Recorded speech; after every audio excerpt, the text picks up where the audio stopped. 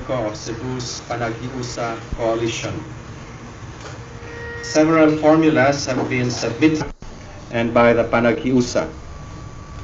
Senator Tañada has also sent a letter to Member of Parliament Luis Villafuerte asking for copies of the procedure proposed by the National Unification Committee. I will read that later. The convener group announced that further suggestions or proposals from all interested opposition groups will be welcome. This should be submitted to any member of the convener group by January 14, if possible, to allow adequate time for study prior to the next meeting of the convener group and the potential standard bearers.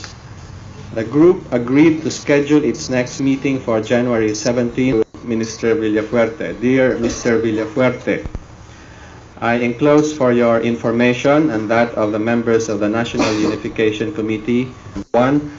The Declaration of Unity signed on December 26, 1984, and number 2, the agreement on the method of selecting the presidential and vice presidential candidates of the opposition in the event of a special election, signed on January 2, 1985. In paragraph 7 of the second agreement, the signatories are oriented groups and other organizations of concerned citizens as possible. End of quote. In compliance with the proposals that will be examined are from Member of Parliament Ramon Mitra, Panaghiusa, and Senator Ambrosio Padilla. The proposal could be that of your National Unification Committee. Unfortunately, the convener group does not have adequate information about the details of the NU. This might sound repetitious, but may we know your personal views on two major questions: the dismantling of foreign bases in the Philippines and the legalization of the Communist Party of the Philippines.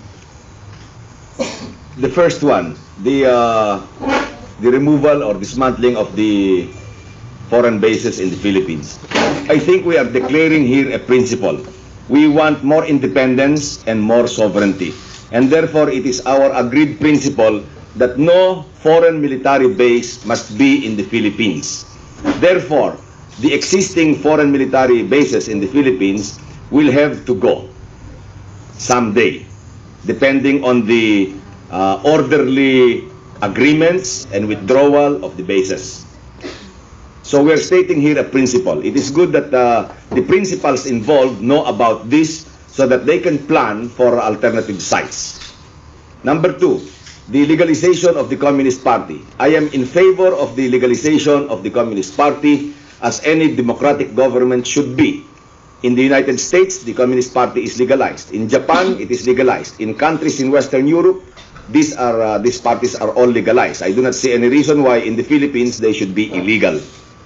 And therefore, I am therefore in favor of legalizing the Communist Party of the Philippines, or any other ideology that would like to participate in parliamentary elections and contest the people's support. I am therefore in favor of this, whether they be communist, socialist, capitalist, or whatever. Yes. So, legalizing them without conditions.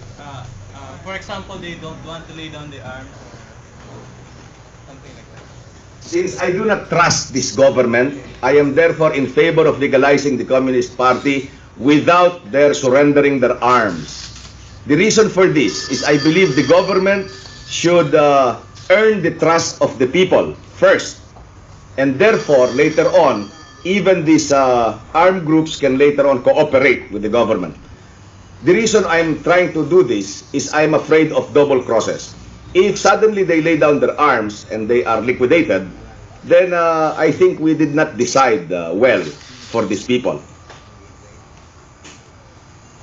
It is also my feeling that the Muslims who would like to participate in a parliamentary struggle keep their arms also and see to it that whatever promises or agreements made between the government and them are fulfilled before they lay down their arms.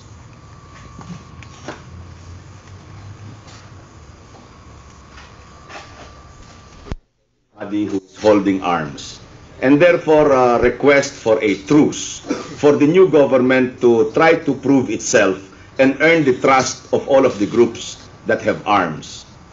once a truce is accepted by everybody, say for a period of 2 years, and the new government tries its best to live up to its commitments and promises, then it is very possible that continuous dialogue will result in all of these groups joining the mainstream. And in that respect, I believe they will lay down their arms voluntarily. Second, for practical purposes, I think it will be very difficult to, or next to impossible, to ask the groups to lay down their arms anyway. So that we would like to put them in a even or win situation. In Tagalog, this is called tabla panalo.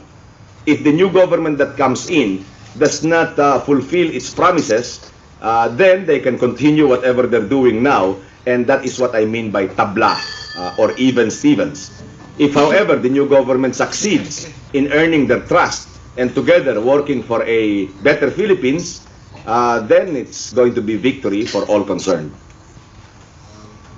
Have you already made some consultation with some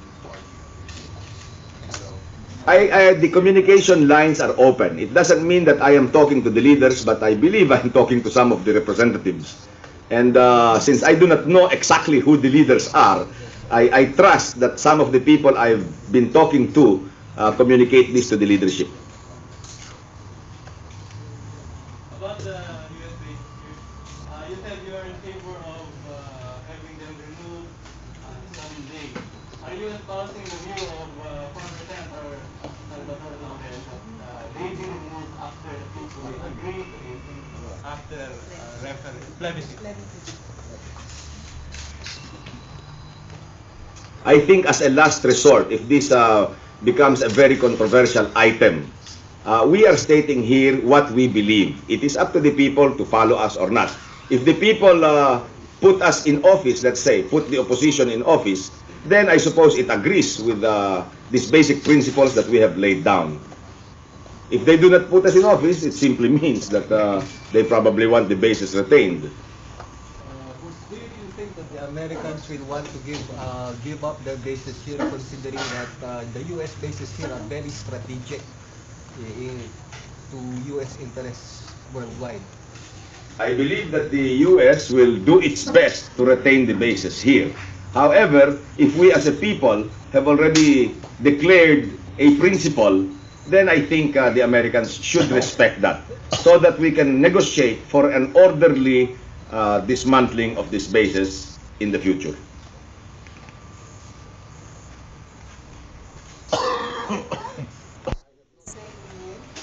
I have no doubts that the president, the first lady, wants to run for president. So that this is one of the, let us say, chances are possibilities. If she had her way, I am certain she will run. I also believe that there will be elections sooner than 87. I do not believe all the releases that elections will be held as scheduled by the Constitution. I think that ploy was intended to make the opposition be complacent about what it's doing today. What are your indicators for saying so? First of all, I do not believe what they say. I usually believe the contrary. Second, it seems they are preparing for their campaign, including Minister Mendoza's going back to Pampanga. I feel they're preparing their machinery for an earlier election. That is another indicator why I believe there will be elections soon, since there are no dissensions in the KBL. Because he's in office, he is the recognized leader, and they're prepared to follow him. So there is some sort. However, I also believe that Mr. Marcos would probably... Will you accept the candidacy of Doy Laurel for president? I will abide by whatever the convener group or the selecting group that has been decided upon. Whatever the decision will be is what I will abide by.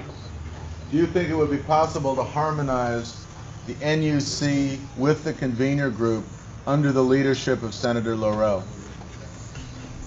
I can see a lot of problems here because having seen the NUC report, it seems there are a lot of traditional politicians and former office bearers who are members of the NUC. I am certain that the cause-oriented groups would like a bigger say, if not an equal say, as the traditional politicians before. Maybe at this point, may I add that having put the fast-track system in place, we are now prepared to continue concentrating in our parliament of the streets. We don't like the parliament of the streets to be shelved.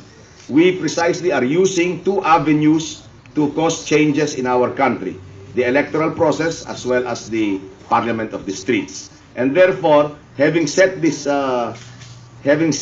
fast-track system in place, we will now concentrate again our efforts on the parliament of the streets.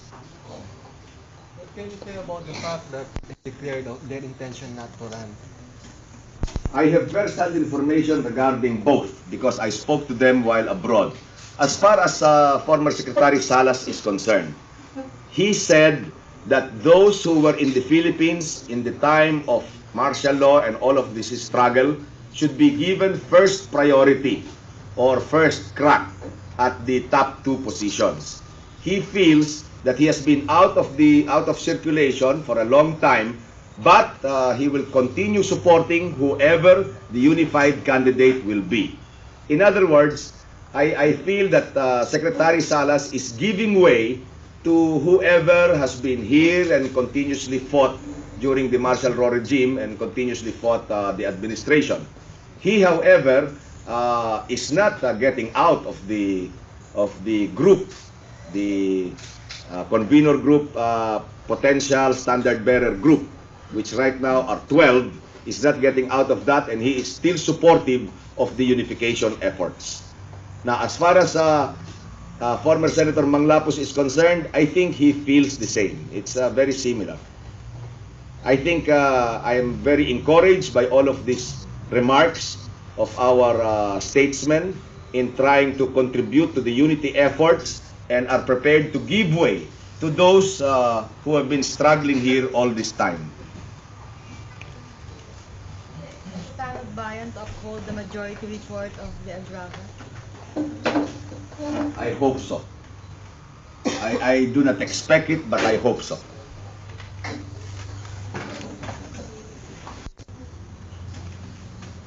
I think I respect the majority report. After all, they have studied this for more than 10 months in detail. And if they uphold the report of the Agrava Fact-Finding Board, the majority report, it is only consistent with what the majority report has found.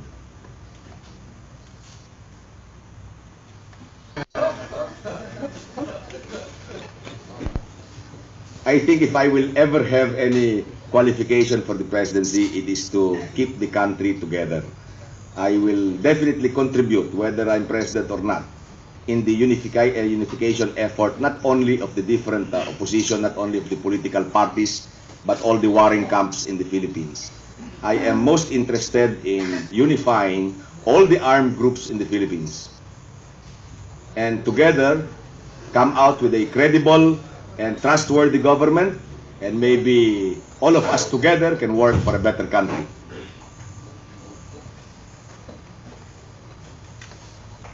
So I hope that clarifies about Secretary Salas, about the convener group, plus the potential silent parents is now well. We are expanding this. We are calling everybody who has a better plan. Please come up, please submit a proposal. We will then listen to this.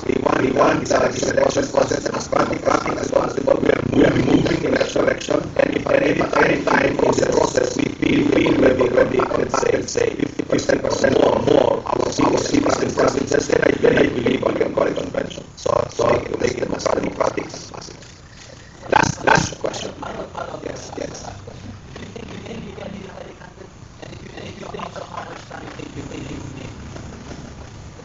I think the effort to unify the country is cannot be calculated far as possible, because they can depend on the parties we are trying to unify. But definitely,